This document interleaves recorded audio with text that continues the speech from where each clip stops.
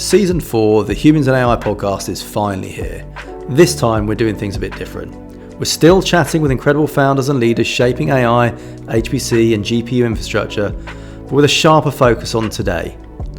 The roles they're in, the challenges they're facing, what's actually working and what's not. It's real, it's current, it's straight from the people building the AI ecosystem. Can't wait for you guys to hear it. Andy, great to have you. How are you doing? I'm doing great. Fantastic. Always love being in London. Indeed, and actually it's not too bad weather as well, so you've done all right this time. Not as hot as Austin. Not as hot as Austin, but we every time I come to London, the sun usually follows. This time it was a little bit of rain, but a lot of sun mixed in, which is good. It's not too bad. It's not too bad. We've had some real rain recently. But look, for the benefit of listeners and viewers, do you mind just introducing yourself? Yep. So who you are, helicopter view, where you work, and the role you're doing. Yep. Sandeep Shah. I'm the VP of Sales for the East US and EMEA for a company called Windsurf that was now acquired by a company called Cognition. So work for Cognition. I've spent the last year building out the go-to-market teams in Austin, Texas. And we did this hub model where we were basically covering all of the US and all of EMEA and all of LATAM out of the Austin office. Wow. Which has now been copied by a lot of companies because we are 5 days in office type of culture. So it's taken off, but now we've realized that we need to build teams locally, and we've built a team here in the UK, which has grown to, I think, 10 people, and we'll grow that as well too considerably in the next few weeks. So very excited about that. So I always love coming here and spending time with them. Fantastic. And we've just been talking about it, so it's a bit of a roller coaster with things at Windsurf now. We'll get into that in a minute. Yeah. But let's just sort of go back to the beginning, talk about your career, and obviously how you found yourself here, because you've worked some really exciting companies, haven't you? So some big brands, big businesses on your CV. Yeah. So let's just go back to the beginning, so if you don't mind. Yeah, I went to a school in the Bay Area called Santa Clara University. It's like a small little Jesuit school, but it had a great finance program and tech program where a lot of the professors were Google, Apple, Cisco professors that were like working and then doing shared professing over there. So it's how I got into the tech space right away. I was in finance with Cisco for multiple years, and they were like, "Hey, you need to go into a sales program." And I was like, "No, I live in the Bay Area. I'm in finance. Like, I've got this apartment. I got this new car. I like it here." And at that time, one of my mentors who was at Cisco was like, "Hey, you either make the product or you either build the product, right? Or so you either build the product or you either sell the product, right?" And I said, "I don't know what that means. I'm just a 24-year-old kid. Like, what does that mean?" He's like, "If you're not going to be the engineer that's building this product, your value would be in sales." And I truly believe that. So you should go to the sales program. I think it was a little bit of a sales pitch because there was a new program and he wanted me to go. So I flew to Raleigh, Durham, and packed up all my stuff and lived there for like 9 months training in their Cisco sales program. And that's how I got started in the in the sales tech program. Clearly worked. I mean, obviously, so you were finance and you did corporate development as well, didn't you? So you were looking at things like M&As and that kind of stuff as well. Yeah, M&A integration. I think after the 2008 collapse, there was a lot of push towards bringing in new grads to do a lot of the work that MBAs were doing because we were a lot cheaper, and they were like, these guys will work 80 hours a week. And it was work that was pretty easy for us as young kids, but it was a lot of work, lots of time and pressure and a lot of travel. But, they were able to save a lot of money by doing that as well, too. So that got me into a really good opportunity at that time. So a really broad business sort of background. Yeah. And then taking that into sort of sales. So it must have given you a bit of an advantage, but obviously you did the sales program. And then what'd you do after that? Yeah, so it actually, like, a finance background is amazing in terms of understanding the business side of what really makes these companies decide to buy your product, right? Like, I think it's easy for people to say, like, they want to go buy something tech because it's very, very hot. But honestly, like, you need to go look at what the business strategy is, what the positive business outcomes are going to be if they buy your product, right? So that financial background of mine has always gone back to being able to help me as a seller, which has been great. And from there, I was in partner sales for a long time, for 4 years. And then I went into software sales, moved to a company called Data Robot, which was like a hot AI company before AI was like known today as it is. Had some internal problems at the company, but it was a great ride. Learned a lot, and then went to a company called Grafana Labs, which is an observability company. I did that because my boss now at Windsurf or Cognition, Graham Moreno, was the one who recruited me to Grafana Labs, and we got along very, very well. And I just knew that this was a good opportunity. But I always knew that I wanted to get back in the AI space. So I was like, this is a good spot for us to go in and grow the network and grow my career. And then, I'm glad to be back in the AI space. Fantastic. So you're here now. So historically you were doing US based sales roles, I think. Yes. And now obviously going to Windsurf, it's been a lot more international. Yes. So a lot more travel, different teams, different cultures, different sort of approaches to selling. A lot of people say that selling in America is very different to selling in Europe. Yeah. Have you noticed a difference at all, or is it straightforward enough? Yeah, I think even like the fear-mongering tactics that you can use in the US don't really work in EMEA, right? You have to be able to create the rapport and then sell on value and be able to do the right things there, which you have to do in the US as well too. But that FOMO period is bigger in the US than it is here in EMEA. And I think that's, just a thing that I have learned over the last year managing these teams is your tactics have to change, But if you go back to the things that we've talked about with like understanding the company, right? If you go to the biggest banks in Europe or in the US, the problems are the same, right? Like very similar problems, the risks, the governance, like can we go adopt these new technologies, and understanding those things and using those learnings on both sides has made us a lot better as a team as well too. Fantastic. And you sold managed services, software, AI, observability. Is it the same, the sales cycle, would you say, or actually is there a significant difference in the world of AI now? I think the partner world was a lot of relationships and a lot of, going out with the manufacturers and the people that are selling their products, like that have the products, and a very relationship business. If I told you that we were doing medic-based stuff and like command of the message at partner sales, we were not, right? It was a whole different world. Actually, like that was a big shift for me when I went into software, where I realized that like the software world was way more focused on like not just relationships, but like what you're doing with the company, how the strategy lays out, and how your software, your solution can help them drive an outcome. Mm-hmm. So that's what I learned a lot in like my early software days from a lot of folks that were at App Dynamics, Blade Logic, the PTC playbook, right? And that's where I learned a lot of that stuff early on, because at partner sales, a little bit of the wild, wild west, right? And I think that has stuff cleaned up a lot more since like the last 10 years. But when I was doing it, it was a lot of the wild, wild west. It certainly is. And obviously, look, your career's progressed really quickly, obviously still progressing, but you've gone, from finance into sales, AEs to head of or director, I think it was, now VP.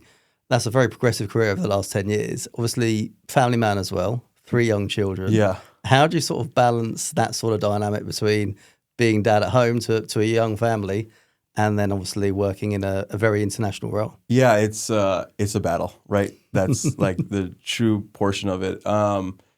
I think what I thought about was like, what is really important to me? And like, I love the sales job and I love winning, right? Yeah. And that's been a big portion of who I am.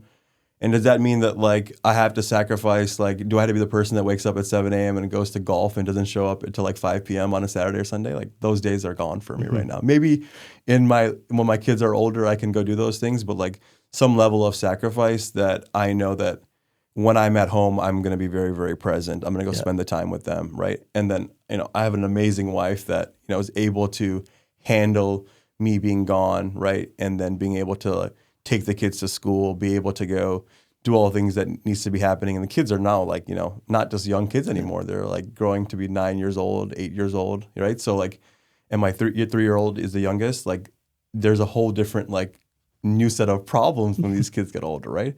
One's asking for a phone, one's asking for this, one's asking for that, well, they're looking on YouTube, right? So she does a really good job of that.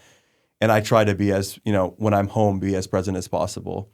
Also, I've, dramatically changed my schedule as well too. Like with this in-office culture, I want to like going to the gym at afternoon is like after work doesn't work anymore, right? So I wake up at 5:45 in the morning, go to the gym before anyone's awake, go straight to the office, spend my time with the office with the teams, or if I'm on the road, do those things, right? And then I'm back home and I'm at least able to like, be home, do some homework with the kids, have dinner with them, take them out to dinner, things like that. So spend that time. and then weekends try to be there as present as possible. I have to admit that balance is huge. I think, my kids, I've got various aged kids, but my daughter being 11 now, I see her a lot more than I did with my older children. Yeah. Yeah, before I used to work in London, so commuting, I wouldn't get home till 8:30, 9 o'clock at night, 5 days a week. Yeah. So I think that's the world that we're living in now, where often a lot of companies are more hybrid based. Yeah. And that's because people want balance and people want to be able to be at home with their children. But if you can do it and you can organise your schedule and be present at the weekends, then you're not really missing out, isn't it? It's just about balance. And I think it's like, for me, it's like I take it 6 months at a time, right? Yeah. Like even with these companies and spaces and all these things like that, I've realized that like planning these things out multiple years in advance are just too difficult anymore, right? So like I take it 6 months at a time, and like I feel how I feel and how I'm being as a parent as well too. And there's like 5 years down the road, I'm just like, hey, like I'm not being as good as a parent as I should be. Maybe that means I take a step back, right? Like those are things that I'll have to think about and be cognizant about. It won't be long before you go from being a parent to an Uber driver. Yeah. That's pretty much what it is now with me. Yeah. I just spend all my time taking them to different places. That's it. Yeah. So it's more about how I can spend time with them, getting them to where they want to be, as opposed to actually hanging out with me now. So well, I'm hoping that if Elon Musk figures this stuff out for these robo-taxis, they're going to take them everywhere. That would be work. We'll see about that. So you've got that balance. You've obviously created, a role for yourself as a VP, looking after EMEA, looking after the US East Coasters at the moment. Yes. So you've got that. How is working for a company like Windsurf? So you've made some really good moves. You obviously went via your boss from Grafana. Yeah. So what made you go there other than that relationship? I mean, it's clearly a great product. This is a funny story. They all left in like February of just this last year of 2024, right? And they had been at Grafana for like 4 or 5 years, and I'd only been at Grafana for a couple of years, and I had unfinished business, right? So I was like, hey, I got like all these deals that are going on, like I got this team that I built out, I want to stay, right?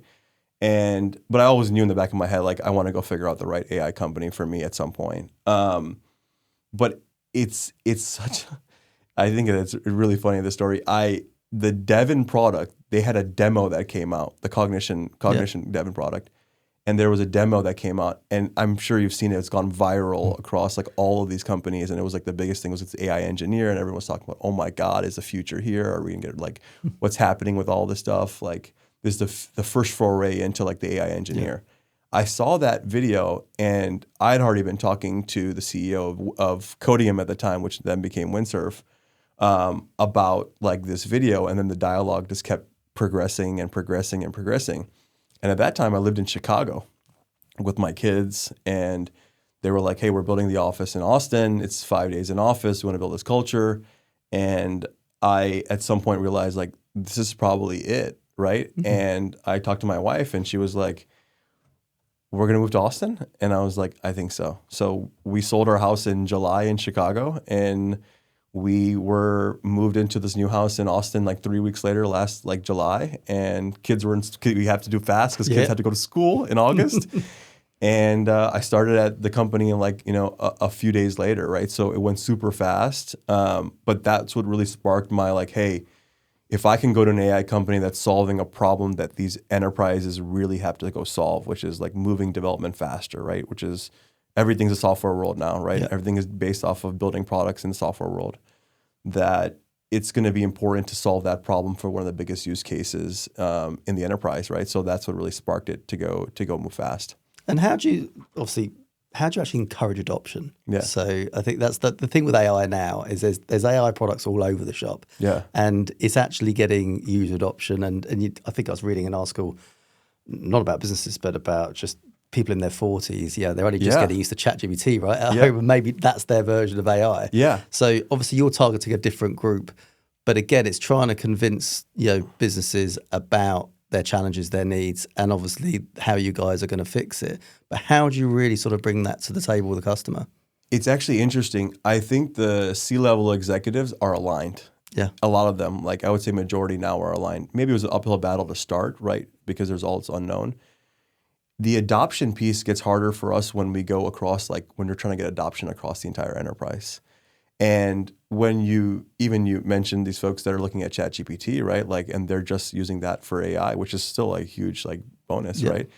there are still some of those folks that are in the enterprise, right? They're doing these very critical jobs. And we need to not only explain what the benefits of the software is for their day-to-day job, but like how they can just be how can it make it just better for themselves, right? Because if you look at these developers that we're selling to, it makes their life a lot easier because they don't want to do some of the tasks that they have to go do, right? And if we can go and educate them on like what we can bring to the table so they don't have to go spend a lot of time on this big migration or like things that are mundane for them day to day, and they can go focus on things that are exciting, right? Then it changes their throughput and their thought process on the technology. But when you're looking at these enterprises that have like 60, 50, whatever thousands of developers, it's such a big problem, which is why at the Codium days, the Windsurf days, and now the Cognition days, we do a lot to do like trainings, enablements, hackathons, whatever we can do to spend time with like the user base to get them like excited about the technology. Because when people are excited about these things, that's when it really truly grows. And then you start building these champions in the organization who say, oh my God, this is amazing. I did this use case. It saved me all this time. They get recognized. And then their peers start seeing that, and then adoption just starts growing that way. But it's not this like, hey, let's drop this technology out. It's so great, and people will just go use it. Like if you did that, I think we would fail very, very quickly. We know that the post-sale side of things like is very, very important for us to grow the adoption. Mm-hmm. And I think, in my opinion, the adoption is the most important thing for the enterprise as well too, right? Because if let's say you have 10,000 folks using the technology, or they have licenses for it, but only 5,000 are using it. Those ROI case studies, all the things, the projections that they have, all the things that they want to go do on the backlog or new products, they're forecasting it off of a way different number, right? So adoption has to come at a rate that's a lot faster for them to go hit those goals and really hit the balance sheet, right? So we want to be a good partner with them to be able to go and work on that adoption piece. So on that contract signature, that's when the work is only just beginning. Oh, yeah. So it is that education, that post-sales piece. I mean, if you think about all the AI companies that are out there, right, like organizations are not going to go all in to start. Yep. They're going to start at a small piece of the puzzle. They're going to see that success. They're going to do some white papers around it. And then they're going to say, hey, like, what are the types of vendors that we want to do business with? They're going to test a bunch of different products. And then it's like that explosion that happens. And for us, that's where like the real, if the real money comes in from and the real growth comes from, because that setup point is like probably cost inhibitive, right? Yeah. You're losing money on like your first like thousands of users. But when you grow at scale is where you start as a business becoming profitable and doing the right things for the organization. And that's where they see the results too. So it's both of us are winning in that scenario, right? Like, and if I grow the contract, they're like, they're super happy because there's more users using the product and there's more output. And if I grow the contract, it's good for the business as well too, right? It's weird in technology. Some technologies is like the bill goes up, but you're like, am I really getting more benefit? And this one is like direct correlation, which is cool. And then with the Windsurf products and now with Cognition coming together, how much of a stronger proposition are you guys now when going to market? Yeah. Is that making it a much better product for you guys and actually a better solution by actually being together? Yeah, it's unbelievable, right? Like first the buzz around it has been amazing. I think the AI IDE, which is Windsurf, where folks can do greenfield development and they can do a lot of things that is like still in the implementation parts of the SDLC, like building code, is very valuable, and that's not going anywhere, right? But when you have this autonomous agent like paradigm that's also shown in, it allows you to raise the floor of an organization where you have all this tech debt and it's always increasing because no matter what happens, you build a new product, there's tech debt that's increasing, right? And if you can go and have, a developer saying, I think this task is very repeatable, even if it's a migration or something that's very like, it's hard work, but it's simple work and it's repeatable. That makes it a lot easier for them to say, hey, I can make this AI engineer, this autonomous agent, go out and do this work for me while I go work on this exciting work as well too. So it's shifting the way that organizations can go look at their workload and say, hey, if we can go and 10x engineers to go do all this work that would, cost us millions of dollars to go and solve. And they're going to go do it with these AI engineers, but also be able to, go and do innovative things on the Windsurf IDE. Now you've created a platform for them to be able to go and solve two of these use cases at one company, right? So I think that it has created a lot of, oh, I get it moments at these customer meetings all across London, all across the US, where people say, this is something that I think that will be very valuable. Yeah. And the ROI is massive because these projects, right, if you're hiring outside consultant or you're doing it in-house, are hundreds of millions of dollars to go like do these migrations and do all this work around it, right? And they might have been on the backlog for years, right? And it also might be inhibiting something that you want to go that's innovative. If I don't do this migration, I can't go build this new feature, I can't go do this, it just compounds, right? So that is something now that the technology is getting better where people start realizing, wow, like now I can kind of get my get out of jail free card because the technology is getting better, which is great. Like that's what organizations are going to have to use AI for to be able to really innovate and reinvent themselves.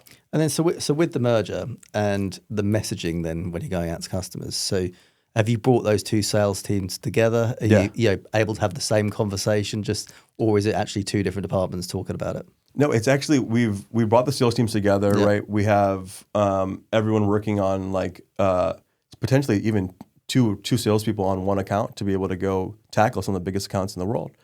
And we're doing this because the acquisitions only happened 2 months ago, right? There's a lot of stuff to be learned, a lot of ramp to be happening, but we're moving quickly and we're realizing that this has also created a lot of like positive momentum between the two teams culturally building together, like two companies coming together over a night, over a weekend, right? And then, merging the teams, but like figuring out the IP for the products, all the stuff. Like if someone told me that we could do this in 8 weeks, I'd be like, you're crazy, right? Like, and I was in M&A for a long time. I saw these things take years and they just fail. So getting everyone culturally together has been great, but also like having the teams mesh, having the engineering teams mesh has been really, really good for us. And we're on the ground running, which has been great. As all acquisitions happen, right? There's some learning, some cultural stuff that you had to go figure out, all those things that you go do. But like if you do it hand in hand and you're in the trenches together, it makes life a lot easier. And that's where you can break down a lot of the walls as well too. As you say, with that experience you've had in M&A and working in different organizations, because it gives you a level of empathy where you can really put yourself in those shoes. Yeah. Because it is quite unsettling at times, when there's a merger like that. Obviously some people do leave. Yeah. So that there is a bit of change, there's a period of transition. How have you put yourself in a position where you have actually supported those individuals? Support the individuals that have left or have stayed? That stayed. That stayed, yeah. I think the thought process is like, everyone in their brain as a human being will be like, oh my God, like, am I not the person that's running this account? Am I not doing this? I built all this stuff with this person, right? And I think the thought process is we have incentivized people, like the way that we're constructing compensation and things like that to work together, right? I think that has been a good start. And then also supporting them and saying like, velocity is what matters here, right? At the end of the day, 2 is better than 1. There's a lot of stuff that you guys can go learn from each other as well too very quickly. So I think changing the lens for these folks of what they're focusing on as well too and what they're worrying about is very, very important, right? I talk people off a ledge, every day, probably 4 or 5 phone calls, right? And that's going to happen with like an acquisition and just change in the AI space. Like even before the acquisition, people were like, oh my God, the space moves so fast. I got to learn this new product. Like I don't have any time, right? And it's like the opportunity is big, right? And if we do the right things, we can, have a massive win here for us and we can provide massive value for our customers. So like it's on us. And I think that has really, really helped people think about, okay, yeah, there's a massive opportunity here. I can make a lot of money as well too. And we have a leg up on the competition right now, in our opinion, right? And that's not going to happen forever, right? It's maybe a few weeks or a few months, right? And over time, like we need to build the next product, right? But while you have that window, you have to go execute as fast as possible, right? So that's what we're focused on right now. So a lot of execution, big story, putting the team together. Yeah. Obviously driving a culture, a high-performing culture, and obviously part of that's 5 days in the office as well. Yeah. So getting that going. What do you do to actually create high performance? So, you've got clear messaging, you're putting sometimes 2 people on an account to really drive adoption and what have you. Anything else that you've been doing to really help grow the client base, increase the successes? It's interesting. It's something that's small thing that people like overlook in a lot of organizations, and I'm surprised that they do. And I think myself, I overlooked it before. When Graham told me he was taking the job at Codium at the time, right? And he told me his first hire was going to be Nicole Redinger from TripActions and MongoDB, and I was like, I don't know who this person is. I can't say I do, I'm afraid. I look her up, and she's an enablement person, a world-class enablement person. She worked with Carlos, Del Torre, and then like all these things, and seen as one of the best enablement people in the world. And it was actually a huge win for him to get her. And I was like, your first hire is going to be an enablement person? And he's like, yeah, because if this thing goes fast and the product's going to change super fast as well, I need to keep everyone as enabled as possible on all the changes that's going to happen, all the change management around it, all the product stuff that happens. So I want it to be part of our DNA. And, I was like, okay, whatever. I walk out the bar, right? Go back home to Chicago. And then I joined the company, and I just like, wow, it's like such a huge impactful portion of the business in running these go-to-market teams when you have enablement folks that just really know how to build the content, deliver the content, how to go deliver it, like how long the sessions should be, like what is these people's attention spans, right? But when all this change happens, it's our job to make sure that everyone's educated about like the changes that are happening, how to go sell the product, what are the use cases around the product, what are the business PBOs that we're seeing. And you have to do that in a structured environment where people have to learn, right? We go back to the classroom a ton, right? And I would say in the last 8 weeks, we've been in the classroom a lot of classroom time, right? And it's tough because some of my reps are like, hey, I'm like off the floor, like not in customer meetings because I'm in these trainings. And I'm just like, trust me, you're complaining about it now, but in 2 months and 3 months from now, you're going to be like, oh man, I'm glad I got that out of the way. I'm super enabled. We've hired really well. We've hired some really strong salespeople from all around the world. That's some of the best in the world. And they have all the intangibles, but like the education of stuff, you just have to learn, right? As you learn new products, you go to new companies, things like that. In AI, it's like you're at a new company every 4 months, right? Yeah. So that has been a big factor for us, right? In terms of not only the growth from the Cognition side, but when we were Codium, we changed our product to Windsurf, changed the name, and how all these new features and functionality, and then moved to add the Devon product, right? You're adding a new paradigm to all this stuff. So that has been a huge forcing function for us. So that classroom activity and that support and that enablement is just gearing your teams up to go out and drive, bigger and better things, be successful. It's right. You talk about hiring talent in. Obviously, recruitment's huge. Yeah. Obviously, that's what I do. Yeah. There's a lot going on there. A lot of people getting jobs. As quickly as going in the door, they're sometimes going out the door as well, right? Yeah. Because that landing piece and getting them in. How are you guys actually identifying the right sort of talent? Yeah, I think the thought process for us is like we've identified, a bunch of companies that are like the same type of DNA as the leaders, right? Like the Mongos, the Grafanas, like these guys like have run a playbook that's very, very similar. And then, we go look at like not only like past performance, because I think that is like everyone loves past performance in relationships, but like what is this person's ability to like be innovative? What is this person's ability to go learn something new? In the interview process, we actually make people go build something with Windsurf, like in the challenge. Oh, really? So you do this like, account review, you show like where you're going to go break into these accounts, like all the things that regular companies go do as well too, where who's the EB, who's your potential champion. So we get their like understanding of how they can break down an account, which is great. But then the Windsurf piece is like, did you download the software? Did you go like set up all the stuff? What did you go build? Why did you go build it? All of that stuff, like we'd be surprised to see that like the people that go and like take passion around that and like did something that was important, right?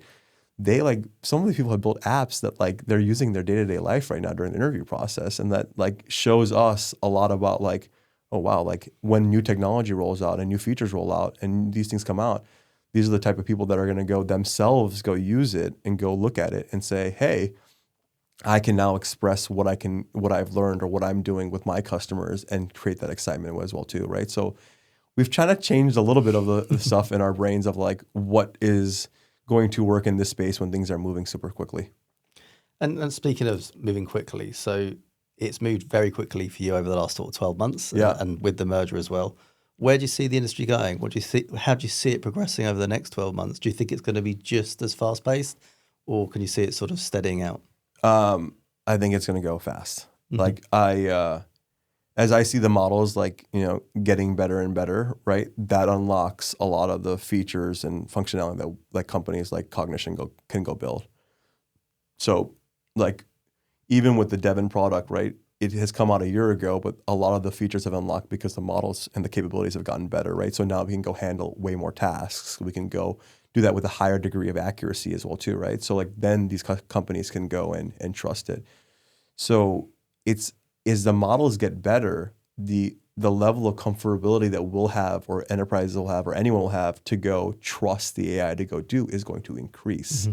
And that means the use cases are going to expand a ton, right? So I believe like there's a lot of change that's going to continuously happen, a lot of disruption that's going to happen as well too.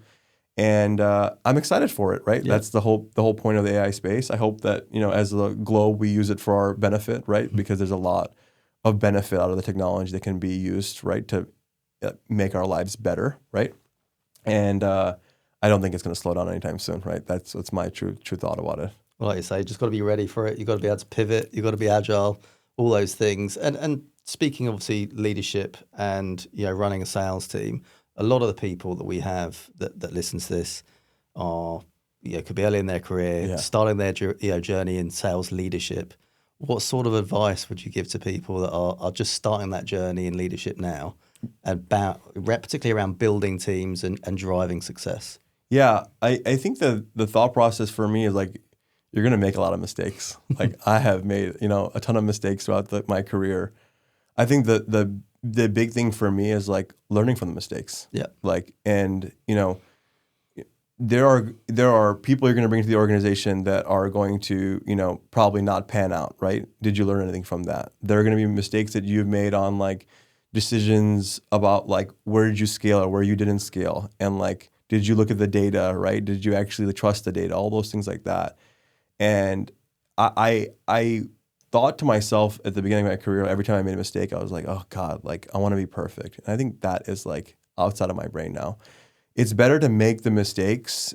I mean, be the best you can, but if you make the mistakes, like really internalize, like really what went wrong, right? Was it in your control? Like what were the signs that like this didn't work out? That was not going to work out? And adjust, right? And then it just compounds like how better of a leader you're going to be over and over time, right? And you're going to be like 20 years in your career and still make mistakes, and like that's how you progress in your career, in my opinion, right? So my thought to folks that are like early in leadership is don't be afraid to make the mistakes, right? Have good mentors, like have a good support system, right? Be at a company that's going to allow you to make some mistakes, but also be able to learn from those mistakes, right?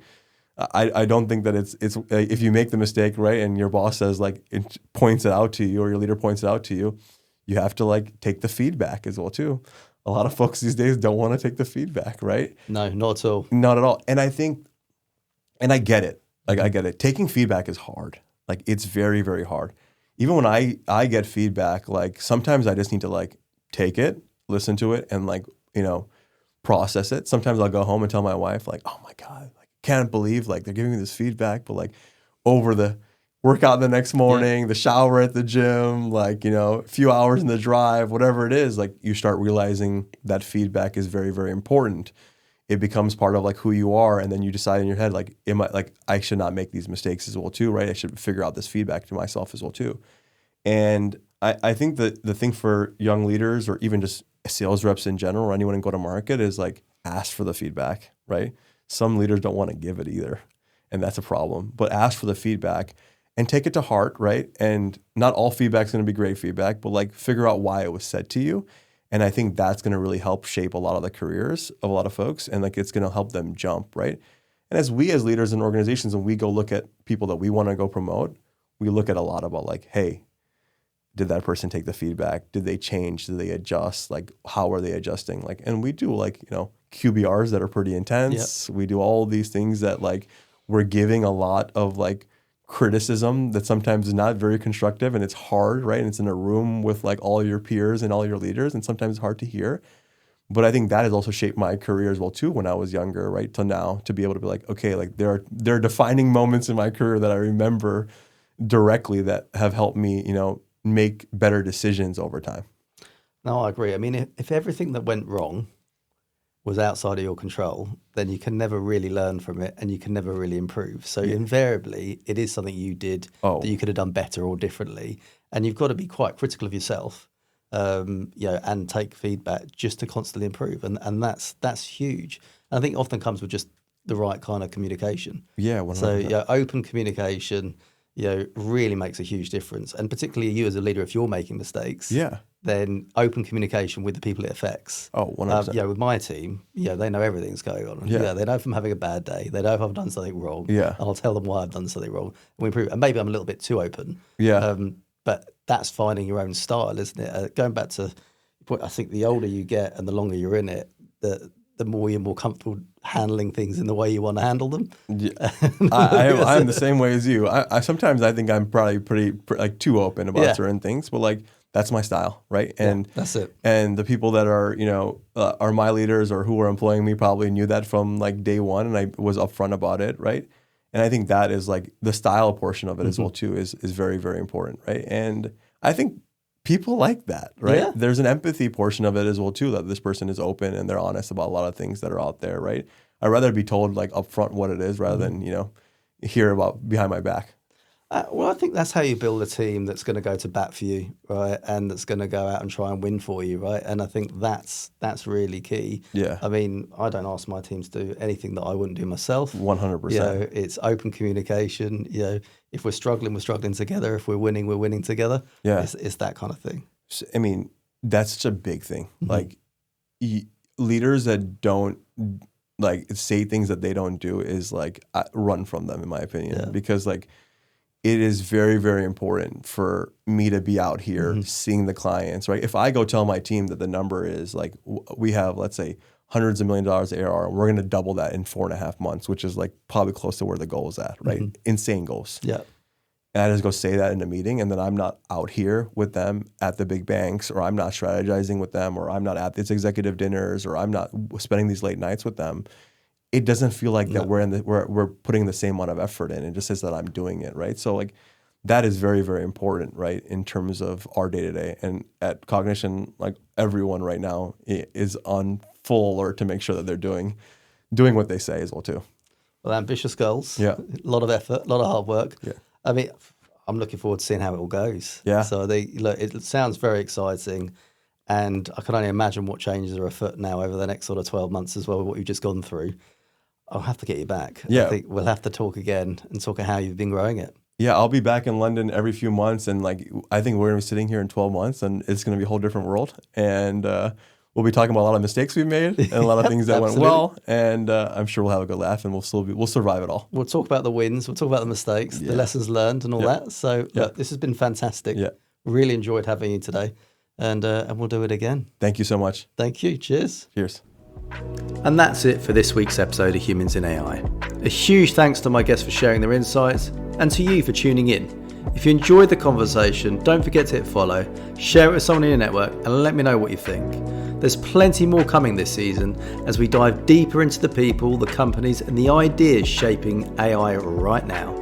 See you next time.